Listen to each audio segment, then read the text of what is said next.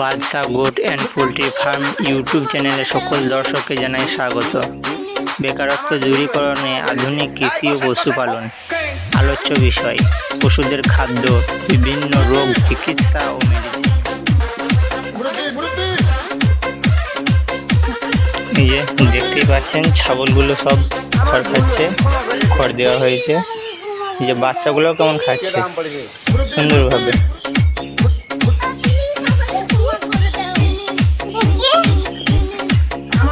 এই যে এর মধ্যে শুধু খড় নয়, বেশ কিছু উপাদানও মিক্স করা আছে।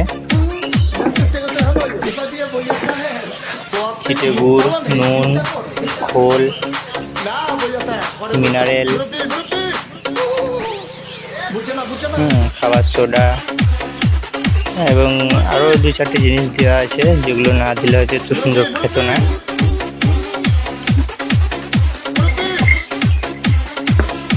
যে কেউ দাঁড়িয়ে নেই, সব সুন্দরভাবে খাওয়া দাওয়া করছে।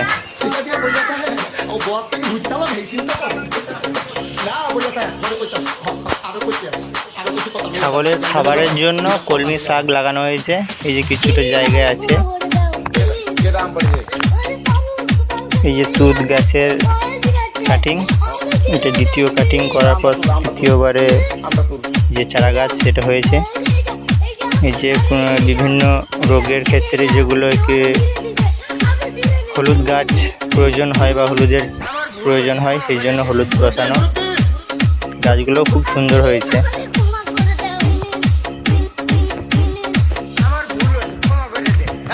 এই যে কাটিং করার মোটামুটি এটা দিন 10 হয়েছে, তো কত সুন্দর চারা আবার বের হচ্ছে।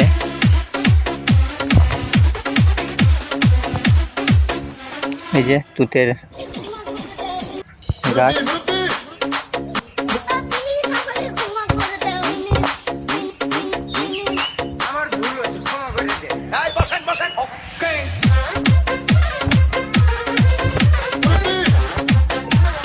এই যে এটা অরহর বা আইরে কলাই যেটাকে বলি আমরা, এটাও ছাগলের খাওয়ানোর জন্য।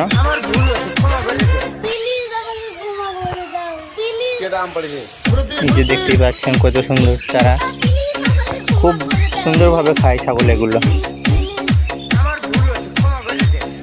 এর প্রায় 60 থেকে 65 ভ্যারাইটি আছে। তার মধ্যে এটা আর একটা অন্য ভ্যারাইটি, যে পাতাগুলো পান পাতার মতো বড় বড়। এটাকে বাংলাতে আমরা যেটাকে চলতি ভাষায় বলি তুঁত গাছ,